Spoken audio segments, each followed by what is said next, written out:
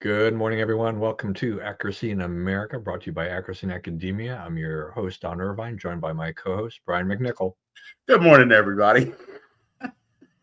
We're good people. We don't need no names. So what's up? What are we doing? What happened to your opening? I'm. They haven't really given us any good names since the election. Oh, so they that's shouldn't be able to ride on those past accomplishments. Okay. I did have my webmaster. He said he was. He thought it was funny that I was turning the opening that we're doing the opening over to you. It's just so we had spent all this time. We have created this over years, and now now we're going to go back and say, what do we need to do? All right, so we'll have that kind of cold open and until you think about whether or not there's anything else that needs to go in there. I'm sure they'll get around to something. Yeah. I mean, I think look, we've had, what's today, the 5th, so we've had 16 days roughly of the administration. Their panties are in a twist or whatever.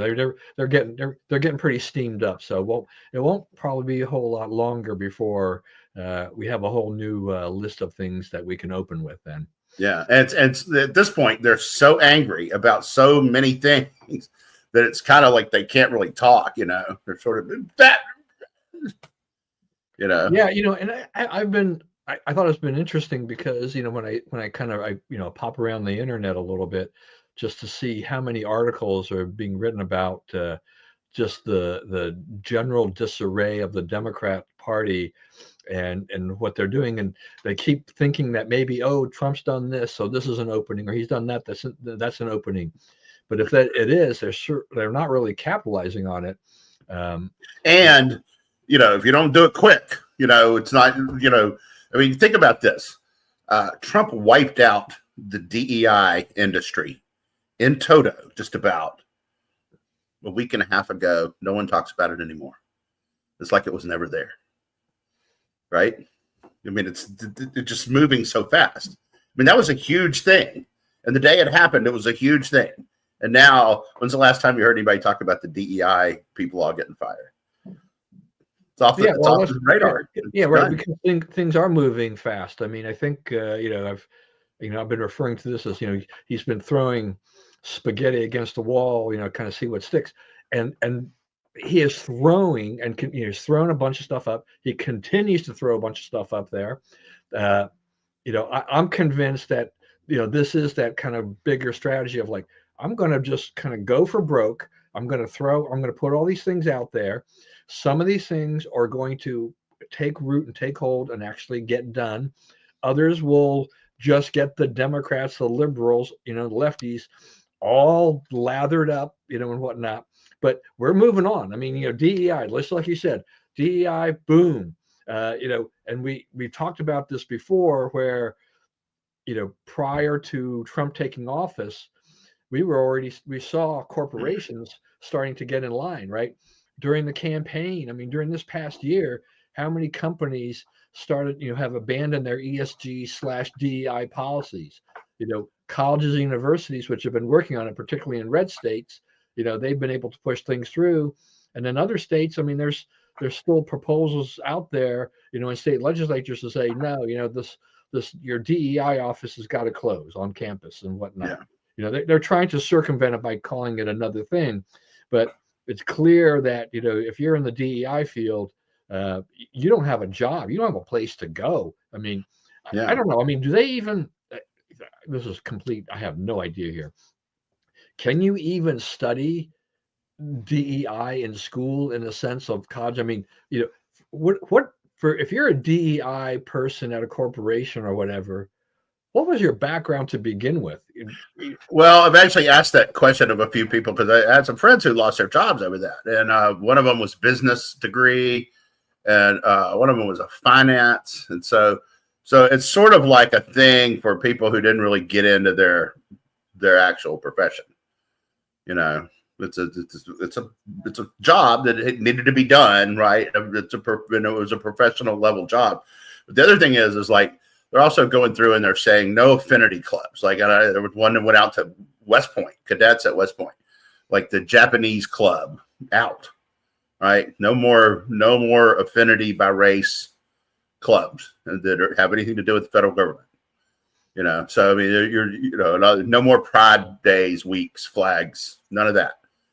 All that wiped out in a week. It was a week and a half ago. No one even talks about it. It's just the way it is now.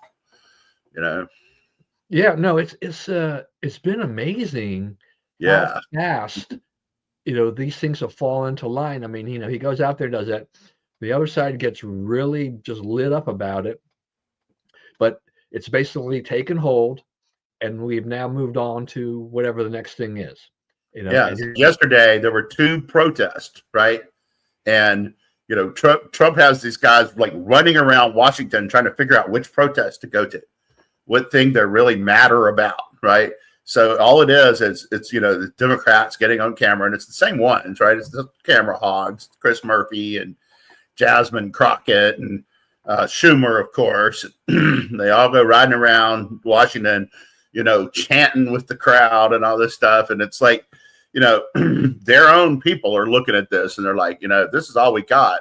We're going to get smoked again, and they will. Then, all they have is Trump bad, and they can't even elucidate why. And now it's like, it's ridiculous claims. Like, they're going through, they're going through their Treasury department, right? And they're going through who actually gets the checks, right? Which should not be controversial at all, like for a new administration to come in and say, who are we paying and what are we paying them for? And are they still doing it? And do we still need it? Right. So, they're going, they're in Treasury. These 24-year-old guys are stealing all our money. They're not stealing your money. Right. That is one crime. That would be the worst crime in history, because it would be the easiest to catch. Right. Someone's going to go in and say, did these guys divert any money to themselves?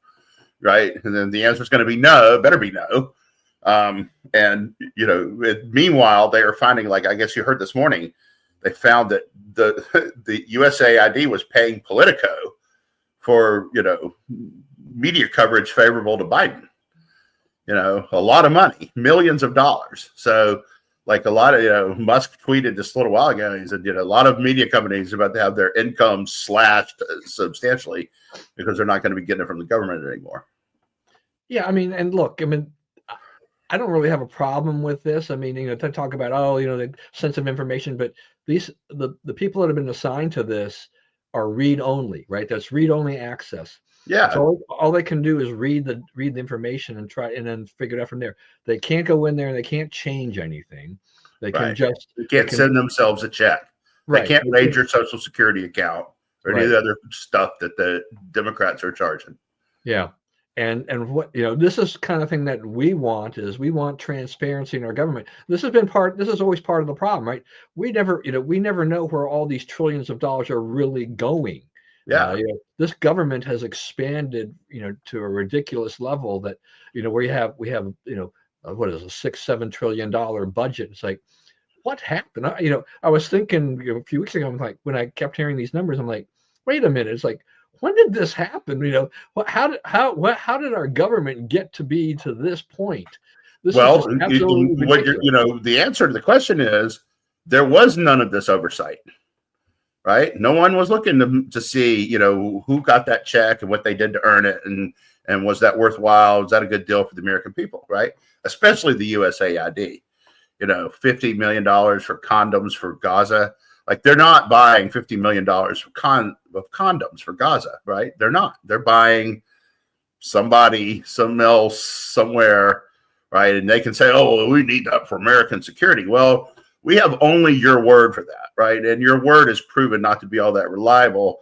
Therefore, we're going to not spend it and see what happens. Let's see what happens if USAID is not throwing American taxpayer money all over the rest of the world. Let's just see. Maybe it ruins everything and we all die in a heap, a fiery heap or whatever, but I don't think so. Yeah, I mean, I'm really interested to see where this winds up going, because I mean, Musk wanted to cut. I mean, I think he just kind of pulled a number of what, 2 trillion to cut out of the budget, which is a large number, from our budget, and not easily done. I mean, Congress appropriates the money, and therefore, he has no authority to cut the funds, but he Right. can he can he can publicize and expose where this money is going, and they need to have access to where the Treasury is cutting those checks, in essence, to really see, to kind of get down to the root of the thing. So yeah, as we look at each of these agencies, I can see, the bureaucrats, career bureaucrats, and others that are in a lot of these agencies, which have been, they've been growing over time. They just get bigger and bigger and bigger, and they just get more money accumulated to them. And now they're like, now they're going to be under scrutiny. It's like, I'm looking at this as really the potential, the first time we could have a chance to really start cutting in a significant way the size and scope of the government, and get to the small government that we want, and that will actually be better for all of us in the long run. So yeah, It's really happening, and yeah, it's deeply upsetting to exactly one political party, right? I mean, I was thinking about this. Like in the last week, they've had to defend a slush fund, which is what USAID is, giving millions to Politico. The whole waste, fraud, and abuse, that's being uncovered every day by the Treasury, by Musk stuff from the Treasury Department. And they're out there arguing that, we should not find these things out, and we should not tell the American public, and we should not do a thing to fix them, right? That's their argument. That's all they have. So, yeah, there's a lot of ranting and raving, and, we will win and all this stuff, like Schumer said the other day. But, that's what it is. Yeah, I mean, and they're throwing up a lot of illegal arguments about, what can and can't be done, or, and some of this may have to be adjudicated that way in a sense, but I think it does give the Republicans in Congress a chance to really start maybe swinging the axe like they should have been doing for a long time. And, and particularly, and they've got to work fast though, because, we've got, it's in less than 2 years here, there'll be another election, midterm election. They need to show, what they're doing here. If these guys want to keep their job and maybe expand the majority so they can finish the job, or at least get a good way through, before Trump leaves office, and pave the way for a J.D. Vance type of person, to maybe continue that whole run for up to another 8 years. So these are going to be important things that they get to do, and they need to do. Yeah, the USAID, it's, once again, it's Trump. I don't know that anybody really saw that coming. This is another just thing where he pulls this thing out and panic sets in. People are put on leave. Marco Rubio says, "Well, I'll be the acting head." It was part of the State Department at one point in time. Can it be rolled back into the State Department? Right. Maybe that's the place. Right, because that's one of their complaints is the USAID's attitude was, no one tells us what to do. We spend this money as we see fit, right? Because only we know all the players. Well, we don't do tax money like that. Not we don't do taxpayer dollars like that. We review all that here in Washington. Yeah, no, I mean, if we actually start getting accountability for where the money is going and how it's being spent, that will be a tremendous amount of progress that we have, because the average taxpayer, I mean, you and I don't really have a good idea of where this money's going, right? Right. I mean, and we hear stories. I mean, we get later on, we see how money's been spent, as far as, like, if someone does, like, if, say, the Wall Street Journal, somebody does an investigative report and they go through FOIA documents or whatever, they start scouring things and they say, all right, so Joe Biden's, Inflation Reduction Act, where is this money really going? He was out there boasting about how just all this good for here and there, but where is it really going, and who's it really benefiting, and all of this. But those stories, even as they're useful, but they're a microcosm. They're finding one little dot in the big matrix, right? And they're expanding on it. This is a look at the day-to-day, how this actually works, right? And one of the things Musk has said is about 60 or 70% of it is autopilot. No one looks at all. They just print the check and mail it, and we can't do business like that anymore. Yeah, and this is how fraud is perpetrated on the government is because nobody checks. I mean, we had that whole thing, with all that COVID aid, right? We just Hmm. had just massive amounts of money that the government was just sending out to people who fraudulently filed claims, either under PPP or whatever, and took in all kinds of money, because we need this money to keep going, because of COVID and things like this, only to find out that they had falsified these records, and all this stuff, and created a whole little industry for people, calling and emailing businesses saying, "Oh, we can get you thousands of dollars, if you Yeah. apply for this aid." You know, it just annoys the heck out of me every time I see this kind of stuff. It's like, good, maybe Musk here on being on board will help stem that or just end this flow of just money that is fraudulently out there going to people who are ripping off the government, over and over and over again. I mean, Yeah. y- The thing about it is like, they're having the opposition's having a hard time wrapping their minds around this because, man, are you arguing for wasteful spending? I mean, that's because that's what you're doing. You're protecting wasteful spending, and it's like every, like you say, like even people like you and me who keep up with this stuff don't have nearly this big a picture on it, right? And now we do. It's easy for people who don't keep up with it at all to understand. Oh wow, they're spending a lot of our money on stuff like this, right? They're wasting our money, right? Look at them waste our money. It's profound. It's terrible. It's sick, and it's all out there in the open, and there's nothing anybody can do about it. And they yeah, can't stop it, right? The time they get a court order or whatever, you're getting a court order to tell him not to audit the government. You're to tell the president he can't audit the government. It's like, excuse me, that's that one's not going to last. The other thing is, and I think both parties uh, uh, would be interested in doing this, right? But the power of these nationwide temporary injunctions, temporary restraining orders, right? So they go find some judge in Oregon who agrees with them on every little green initiative, and it's like, oh, nationwide order, no one can do this. It's like, no, if you nail this down in Oregon, then let's deal with, Oregon can't do it, but everybody else can do it, right? So I mean, that's got to be resolved because there's a lot of court shopping is abused by both sides and is bad for justice, bad for America. yeah. I mean, what I see here really in a sense is kind of what Citizens Against Government Waste and what Tom Coburn did, but on a much grander scale, with one that actually might have some effect. You know, Right.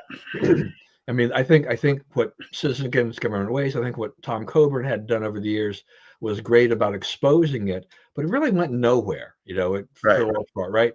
Now we're getting this kind of earth-shattering shake-up kind of a thing going on there, and where they're serious about it because they're digging into the Treasury, and they're Right. They're they've closing already offices, sending people home. yeah, they've already gone off and doing things. They've offered, the buyouts to the federal workers, things that, were just kind of unfathomable before, are happening. So you're seeing kind of real action take place, which is really good to see for us. Mm. It's going to be a long time coming to to reduce the federal budget by a significant amount, but I think we've got a great starting point here where Musk and company are just they're doing their best they can, take a hatchet to this, expose this, because as Americans, the more it's publicized, the more Americans learn about it. I think then they get a better understanding of why we need why we need this kind of reform. That Elon Musk isn't the bad guy that the liberals have made it out to be. The former darling of the liberals is now almost like the number one, guy on their most wanted list because of how he's flipped on this and how much effect he's had here of dismantling, their pet causes. As you said, Right. They're defending, all this wasteful spending. Yeah, you're right. You're right, Brian. I mean, that's exactly what they're doing. And let's call them out on the carpet for that, because what are they going to say? Blah, blah, blah, blah, blah, blah, blah, blah, We will win. so it's just an interesting thing to see this turn of events. Trump 2.0 is something amazing to watch here. Yeah, It's rapid, massively different from Trump 1.0. yeah, very much so. Very much so. They're organized. They had a plan, and they're rolling that plan out. Yeah, I think this time to use sports analogies, this time they really had a game plan, and this is a Yeah, game plan that's working. Their coordinators, are great. I mean, yeah, whoever how they set this up has really been pretty darn good. yeah. They've rattled the other side, and they've steamrolled the opposition, and we're seeing things that were like, wow, okay, we won another one. We won another one. Yeah, and it's like now, like the networks are trying to get people to Democrats to come on TV and criticize Musk, and they're like, "Oh, I'm busy that day," because it's Americans are looking at this and they keep saying, "Oh, our phone lines are breaking down." So many people calling. Half those people are calling and saying, "Why did you let this waste happen? Right? Why did you let this go on? Why weren't you watching?" So I mean, they're really making a difference, and this is 2 weeks in.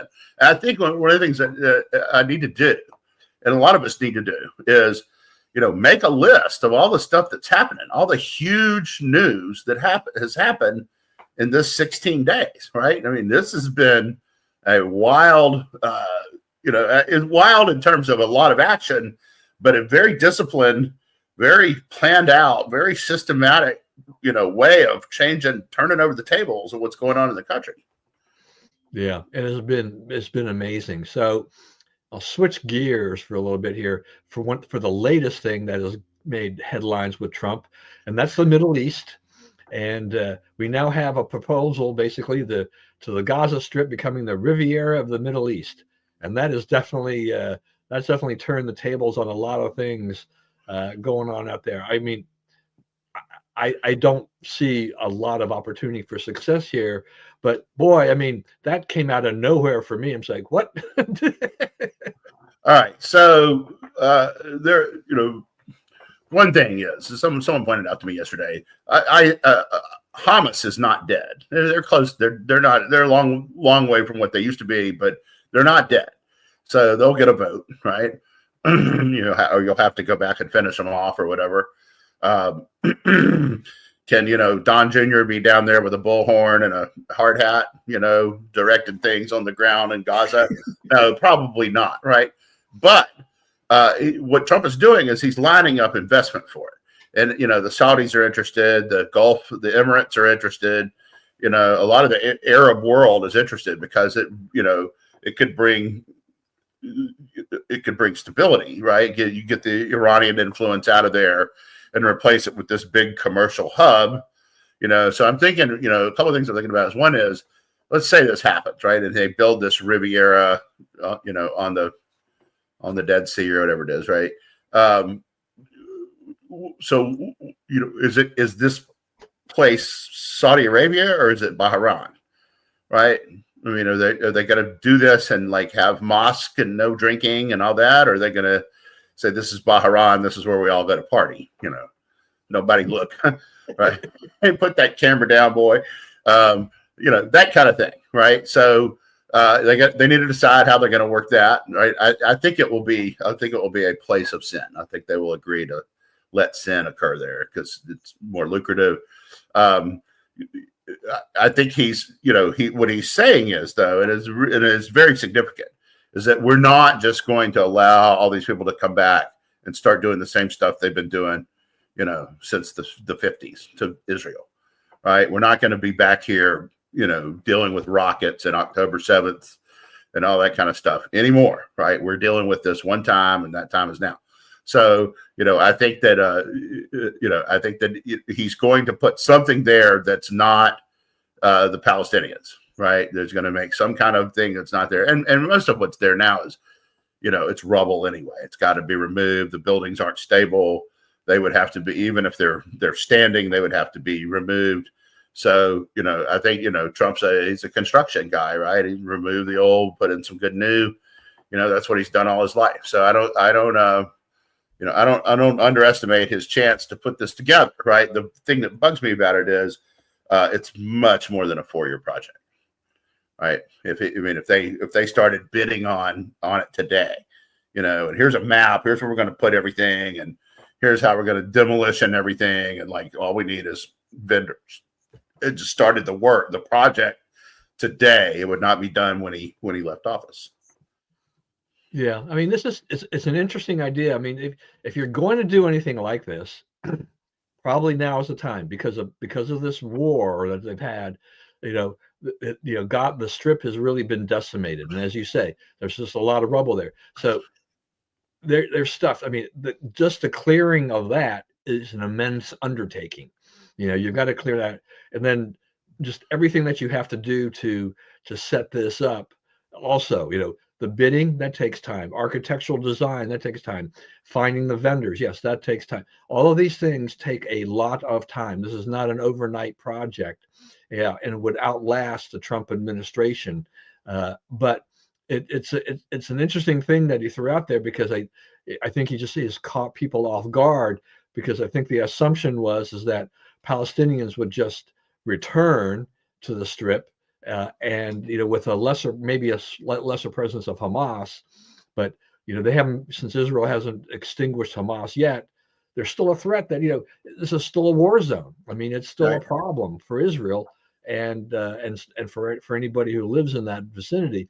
But if you turn it into a viable enterprise, an area that is something like the French Riviera, well, I mean, look at Trump. He thinks big, right? Right. I mean, the Middle East Riviera. I mean, it's like, who else but Donald Trump would think about a Middle East Riviera? It's just right.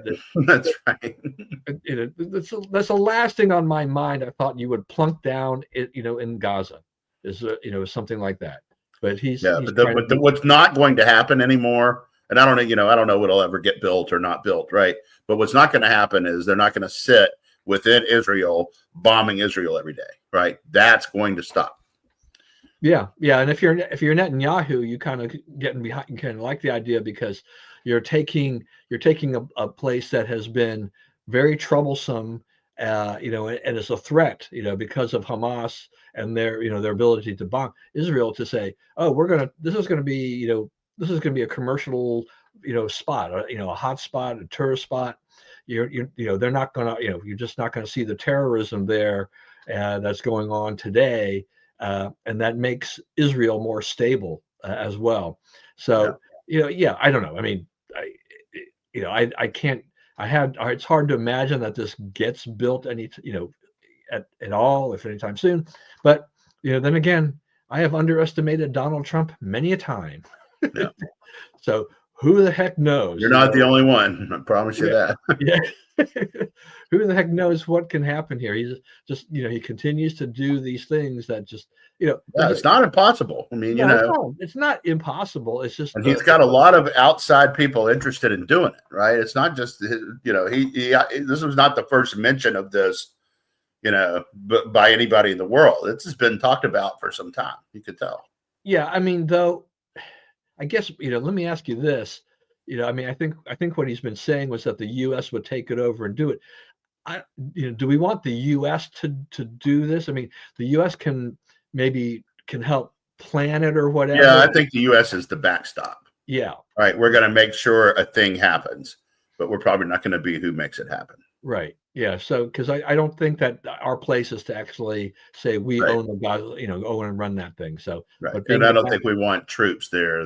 No, I don't think we do either. I don't just we should. And I don't think that's what Trump is. I looked at his remarks. I saw a lot of people like, he's calling for troops, and so I went to look and see what he said. If he said anything about troops, and he didn't. He doesn't see that we will need to put U.S. troops there at this point. Yeah. So that'll be interesting.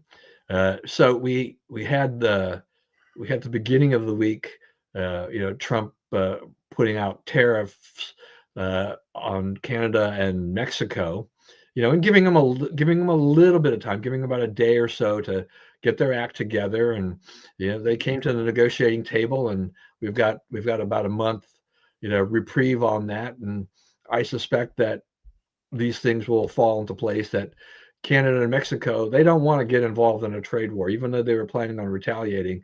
That's not something that's to their benefit at all.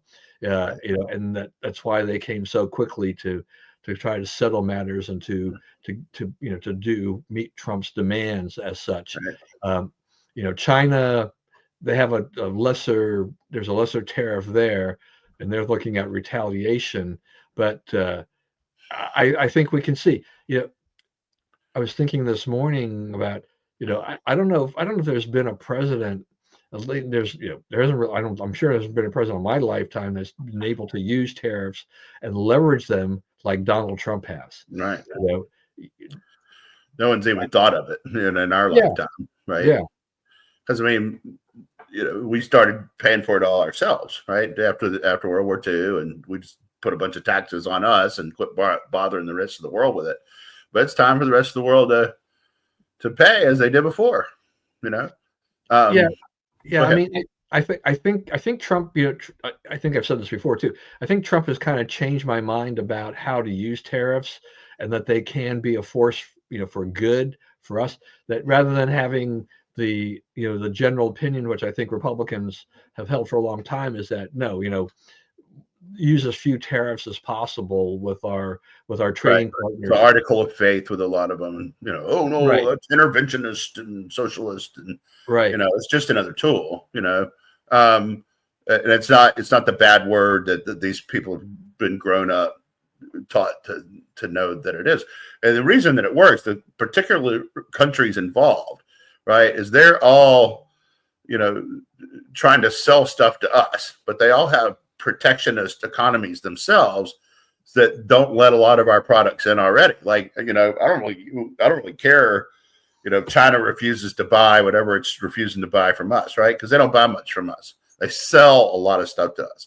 So it's the same thing with, Mexico. They sell things to us. They don't really buy any, we don't, they won't let us into their markets for most stuff. Canada, even worse. Canada, 300% tariff on eggs, 235% tariff on milk. So I mean, they do that, and then it's like we're supposed to just open market to them, right? Which is what we've been doing since NAFTA, and no more. Trump's saying we're going to get a trade deal that works for all of us. Yeah, I mean, is there really any country that has, pure free trade? I mean, without tariffs and things like that. I mean, I think Well, Singapore, those guys get pretty close. Singapore, Hong Kong did before the Chinese stuck their fingers in it. But there's a few out there that try to be pretty purist about it. But it's almost all of them are like that. They're nation states where there's not a lot of competing interests and strongman rulers. So there's not a lot of argument about it. And they bring it, attract a lot of capital like that. But I mean, it's not a thing. You're not debating the impact on the welfare of the country. So, like when we had NAFTA, I mean, the North, it wasn't really that we were getting to pure free trade, but it was trying to get as close to that as they could with tariffs that would still remain in place. Well, I mean, NAFTA was, we're trading as a block. They want, sort of the rest of the world looks at us from a trade standpoint as one entity, us, Mexico, Canada. And then, and we remove the obstacles to trading with each other in theory. It's not actually what happened, but that's what the design was. Yeah. And that's this kind of thing is like, in theory, there's some things that we try to do. In practice, it doesn't always happen. Right. Right. And one of the things that's going on right now, all over government, all over the country is, theory and practice are they're either being brought into alignment or they're being rejected, Yeah. So this is, I don't know. I mean, all that, fuss, really rattled the stock market earlier this week. But they're now? Back where it was, right? Yeah, kind of. I mean, they're just nervous about a lot of things because there's a lot of volatility in the market. As I watched this more and more, it's like, your corporate earnings, if you miss by just a smidgen, you can get just taken down big time. There'll be a huge haircut on your stock price. And that's not like the old days. Before you could miss a little bit and you would lose your market value would go down a little bit, but you miss by a little bit, you lose a lot. Yeah. Or even the case of the whole thing with Chinese with DeepSeek, right? DeepSeek comes on there and it rattled the chip market. So Nvidia, where they had become the most valuable company in the world, also in one day lost more market value than any company in history in one day as a result of DeepSeek. But this is where because you get the rationality of the stock market, in terms of reacting to things like that. Nobody really knows, what DeepSeek is and can do. It's just a very kind of suspicious type of thing like that. Did they really build an AI model, that much cheaper than anybody else could, and things like this. I think the journal had written up about, I think there are about eight or nine other AI, outfits out there that are running around that are Chinese based. I'm thinking like, yeah, look, there's a bunch of these things in China, and they're looking for our data. Right. I mean, especially if DeepSeek, was basically using, open AI or something like that to scrape and to learn to create it, to learn what it needed to learn to create its model. This is not some great discovery. So I kind of looked at DeepSeek. It's like, yeah, I don't know. It just seems like yet another, opportunity maybe by the Chinese, to do who knows what. Because if there's one thing I'm suspicious of, it's the Chinese at this point. I don't trust them at all. No. The more time goes along, the less I trust them. So Yeah. this kind of a thing. AI, I don't know. I mean, I don't use it. I've toyed with it a little bit, but it's just like I think I'm too old to really focus in on it at this point. And it's like I haven't even tried to say, hey, Chat GPT, write me an article on this. I haven't really tried that. And it's like, no, I think I'll just write the article myself. Yeah, see, that's me. It's like it's probably quicker to write it than to ask for it to make the request. This is exactly what I want it to be. Well, yeah, because then you're going. Then even if it writes something, you're still going to have to go over it and see if it actually is correct. Is it factual? Is it in the language? Does it actually make any sense and things like that? I know people are using it right and left to do a lot of things, but I don't know. I don't know. I don't know how many journalism jobs it's taken away but I know that's it's been poking up that you see a lot of these kind of automated things going on. I know in the financial sector there's a lot of like little press reports and releases that that you see. And it's like, yeah, this is, and they notate it was AI generated, and you can tell when you read it that it was definitely very machine like. There's no feeling to it. I mean, you could tell it's not written the way something normally would be written for that purpose.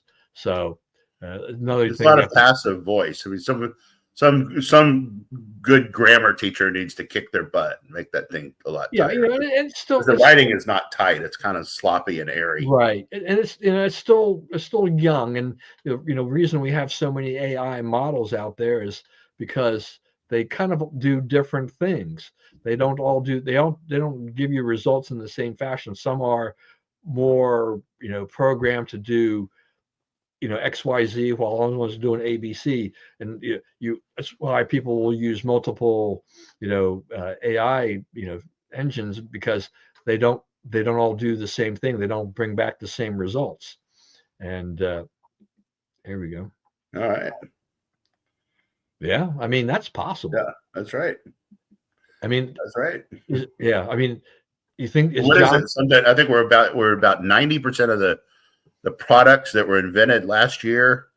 I mean, the products that we bought last year did not exist 5 years ago. Yeah, I mean, for John, I mean, is he talking to about, is that an influence of AI that is helping push this along, or just also, the internet and inventiveness, all these other kinds of things, robotic Yeah. things that, AI is just one of its products. Yeah. yeah, I think that's that. Yeah. I mean, we have seen kind of a rapid acceleration of things. Yeah. We still haven't gotten to the paperless society quite yet, but maybe that Well, is we're three. getting close. Yeah. Maybe that, I mean, when's the last time you have this big problem because there's some stuff that like you need cash for. I haven't had cash in months, right? I don't need cash. I have a $5 bill in my wallet, and I've had that $5 bill in my wallet for I don't know how long, but that's all Yeah. I've had. I haven't spent it. I haven't added to it, or anything like that, because everything I do is done pretty much electronically. Either my bills are being paid, to the utility company by, automatic withdrawal, or, if somebody wants something, maybe I'm doing a Venmo or something like that. My son owes me money for the Tesla, the used Tesla that he bought. So he basically Zells me the money every month to repay that.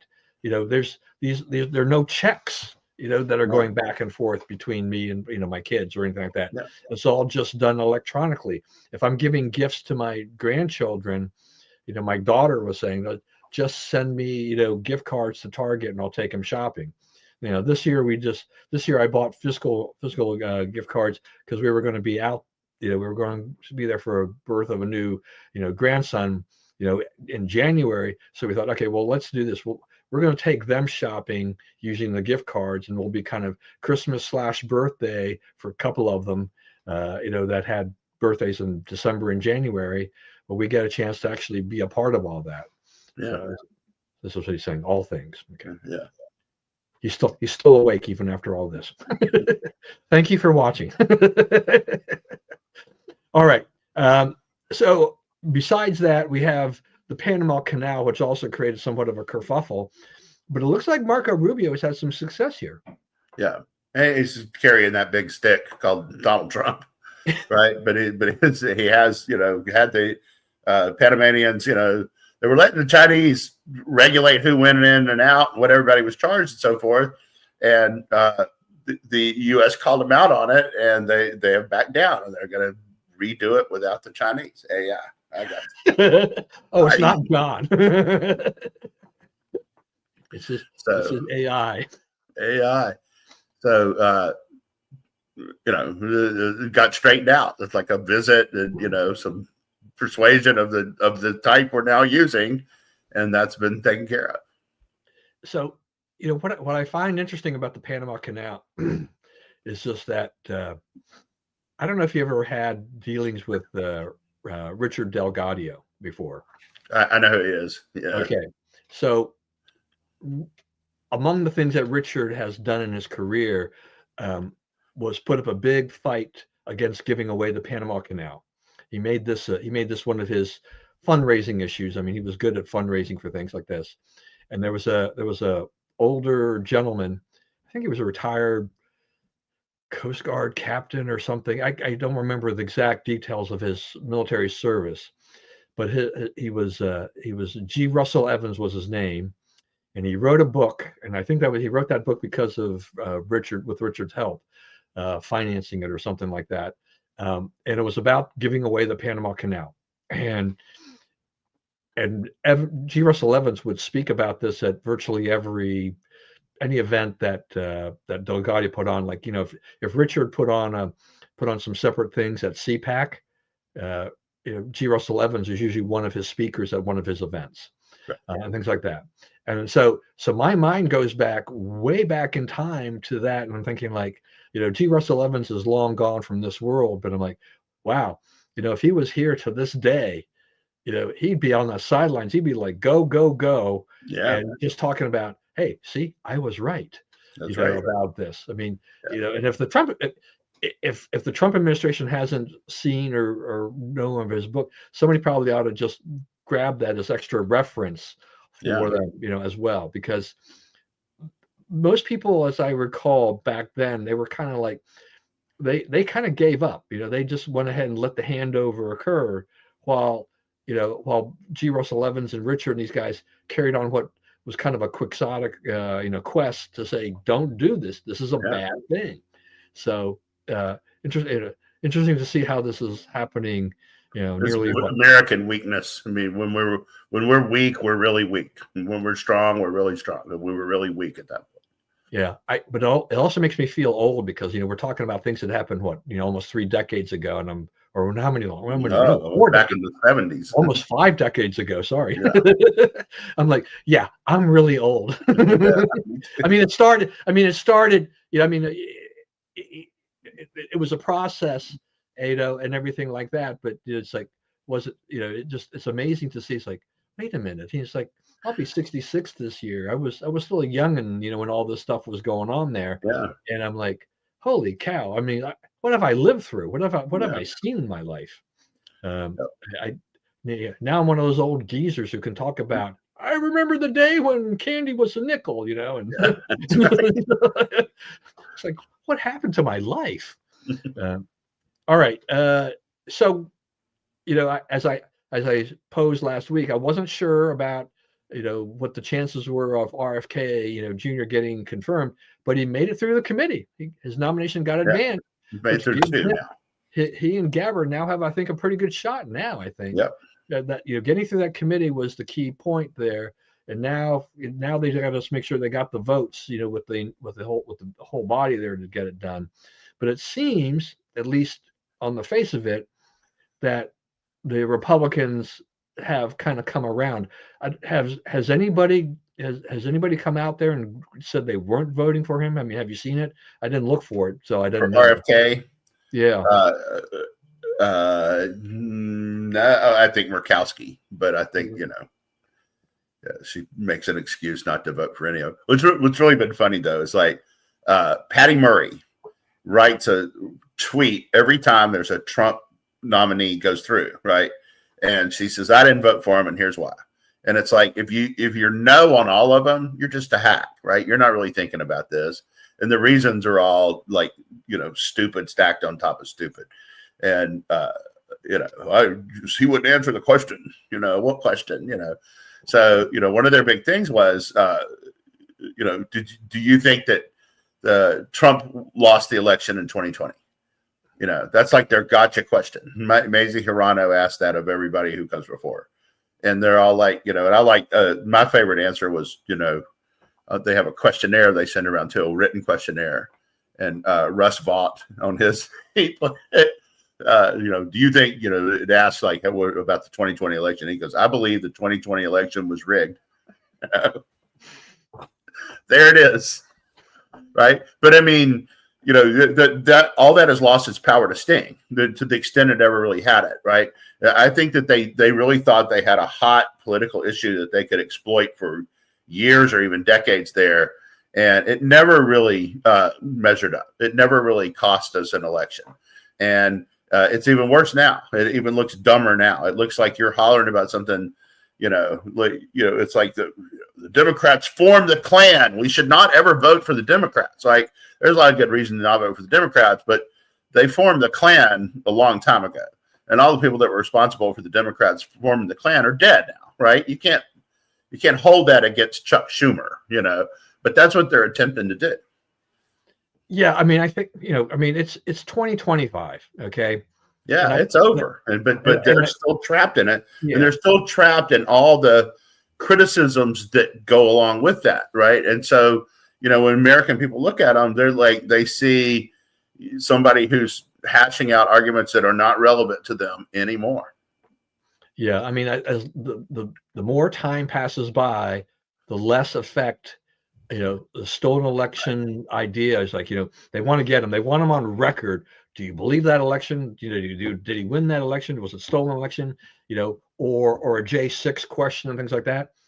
The further you go along here, I mean, in time, this is, who cares? I don't see what the relevance is of that to serving in the cabinet at this point in time, right? Right. Please tell me what is the connection between do you believe that the election was rigged or whatever against Donald Trump in 2020 versus what your job is going to be for the next 4 years? I don't Right. understand that. I mean, please, highlight that for me. And you're right. Yeah, are they hacks? Yeah, yeah. When it's just automatically spitting out, it's almost like John saying AI. It's almost like you're having an AI response. What is the Yeah. response? Here's the response to why I didn't vote for this person, because it's Right. going to be. It's just a variation on a theme. You didn't even think it out. It is Right. just you never planned to vote for any of these people at all anyway, and that's what we're seeing. I mean, I think the Bondi one, right? What was it, Yeah. 54-46, Yeah. right? So you're going to see those kinds of votes. I mean, But she did RFK, get Fetterman at least, maybe one yeah, more Democrat. right, But because most of them are pretty close to straight party line votes. right. So, but you'll see, this. I mean, RFK, if maybe he gets by at 52 or 51 or whatever it is, who knows? But this is those kind of things that that you have kind of your usual suspects, and the Democrats, they're not going to vote for these people. I mean, yet Fetterman is the one guy who's kind of the reasonable guy in the room for the Yeah. Democrats. He's like the most reasonable Democrat we've known. Yeah. It's just, and that wasn't the way we felt about him when he got elected. Right. I thought it was going to be hardcore the other way, but Yeah, he's been a pretty sensible guy. yeah, which has not made the Democrats happy. Right.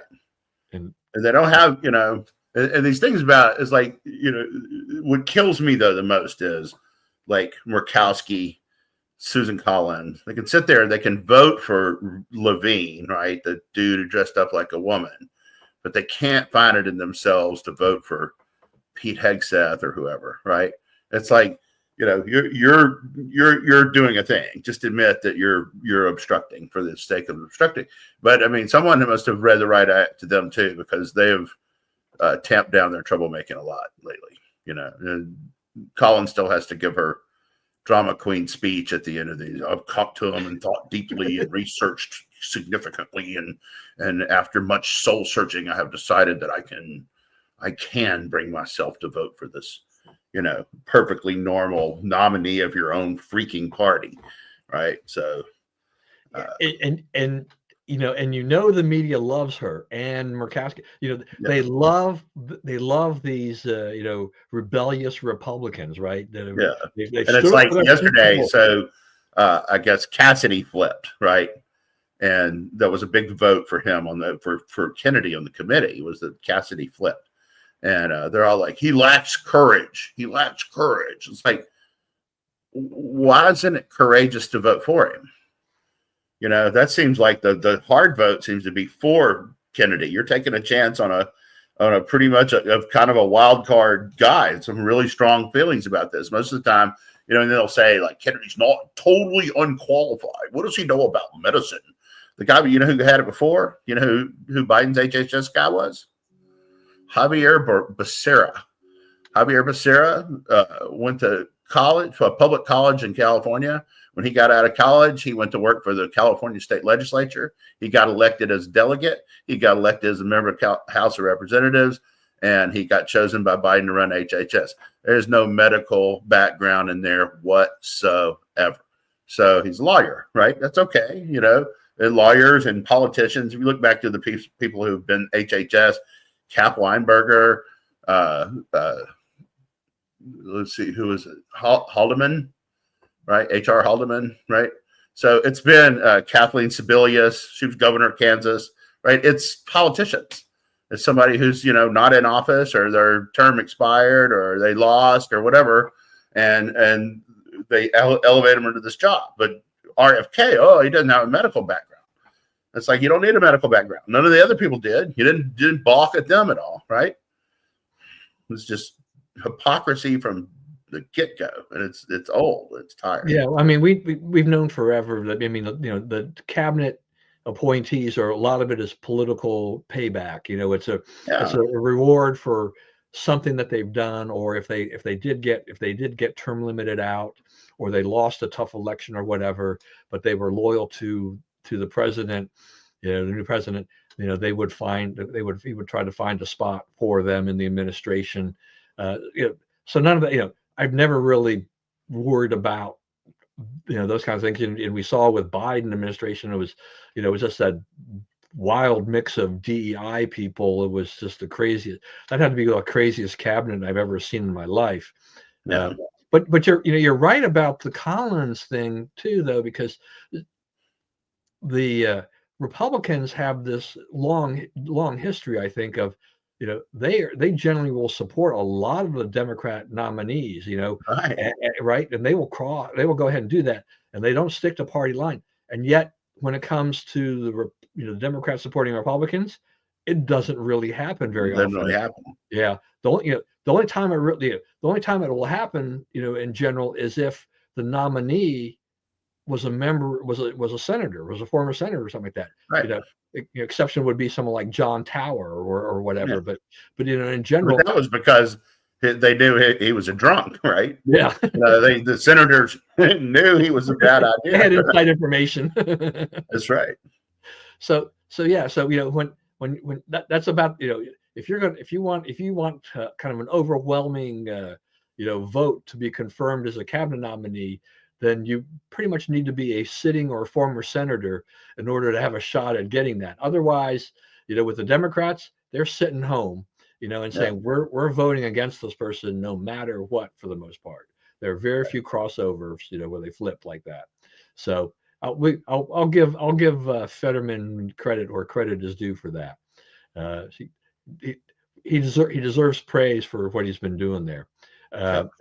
All right, last thing I'll just touch on here is what Pete Hegseth, the Department of Defense, the Pentagon, has done with the media.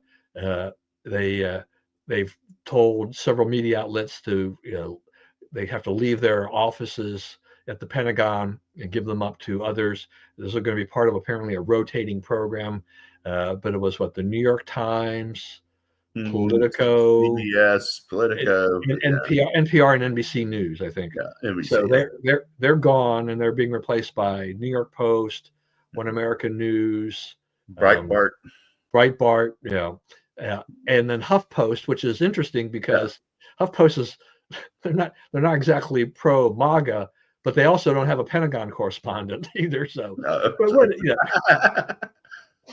so maybe someone could borrow theirs. Maybe somebody just didn't see that. I don't know. But I mean, it's also them trying to give one to the left, right? Yeah, right. So it's not an overwhelming MAGA thing or Republican, right? It's 7 out of 8, but we moved off 4 bad guys, put in 3 good guys, but it's not all MAGA. but you know what? It's the same thing with White House press briefings, right?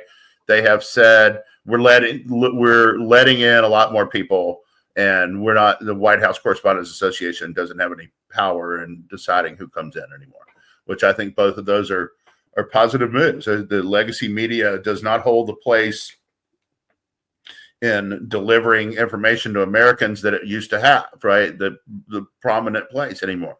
At this point, they're just one of many, purveyors of stuff that, lots of people do it better than them.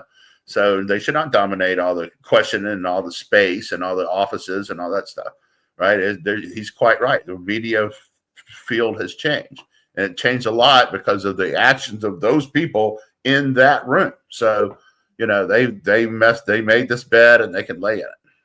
Yeah, and I think this had its genesis really with the first Trump administration, where they really shook up the White House press corps. The whole White House briefing, that was a little sloppy at times and a little chaotic. I think this version of what they're doing in the White House is much better, but it's also made it something that where the media has seen this. I mean, they've kind of seen this little before, so it shouldn't be a huge shock, for them to have this happen at the Pentagon.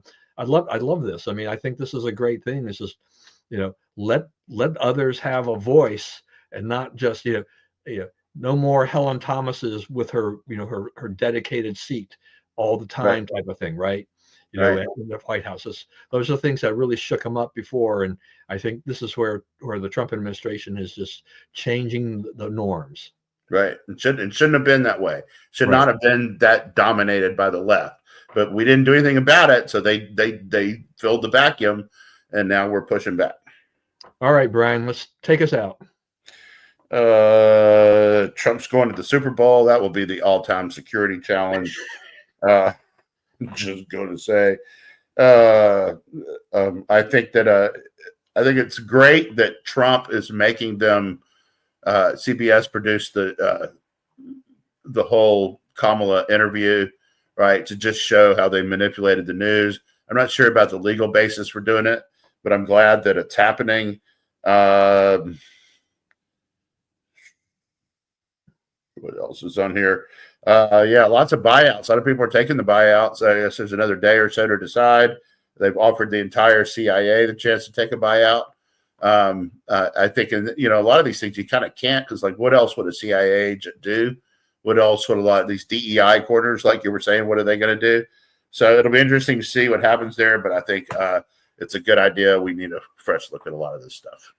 All right. I just one final thing about the CBS thing that you mentioned there too, which is that the the powers that be are thinking about settling with Trump, right? If he does that, that's the third settlement he'll have had on this. And their part of their concern is that they have a merger that's going before Trump's FCC, right? Yeah. So they want to make sure that things are all right with them. So that could be a factor in this. But I mean, that would be amazing. I mean, say CBS settles for $10 million or whatever. I mean, yet this is something that just yet another victory, which will just make the liberals' heads spin. Yeah, Trump's going to have one heck of a presidential library. That's all I got to say. He's rewritten the rules. How do you fund a presidential library? Sue. Sue the networks. All right, everybody. Thanks for joining us today. I hope you enjoyed it. Please, as always, stay safe and stay well.